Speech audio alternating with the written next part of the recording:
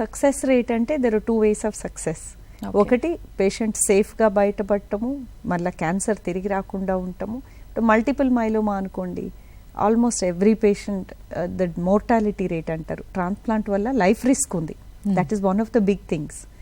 ఈ మైలోమాలో మనము బోన్ మ్యారో ట్రాన్స్ప్లాంట్ చేసేటప్పుడు లైఫ్ రిస్క్ ఇప్పుడు almost less than 2% we should say, because we're all used to it.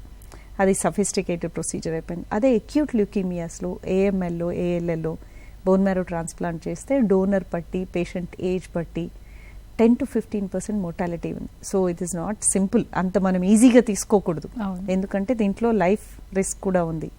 It's a complex process. ఇది bone marrow transplant అయిపోయి hospital నుంచి బయటపడ్డారు అనుకోండి, హాస్పిటల్ టైంలో ఒక 1 monthలో మనకి 5%, 10% రిస్క్ ఉంది. దాని నుంచి బయటపడినాక ఫస్ట్ 100 days, 3 monthsలో ఈ వైరస్లు ఇవి వచ్చే అవకాశం ఉంది. అప్పుడు ఒక 5% రిస్క్ ఉంటుంది. దాని నుంచి బయటపడ్డారంటే ట్రాన్స్ప్లాంట్ నుంచి ఉన్న రిస్క్ తగ్గిపోతుంది. నెక్స్ట్ డిసీజ్ మళ్ళా వచ్చే అవకాశం ఉందా? కొంతమందికి చాలా బ్యాడ్ డిసీజ్ ఉండి ఆ రిస్క్ కూడా ఉంటుంది. దాన్ని ఎట్లా తగ్గించాలి అనేది ఉంటుంది. ఒక 1 year అయిపోయినాక transplant almost people are out of risk. Unlike kidney transplant, liver transplant, immune suppressions life long తీసుకోవాలి.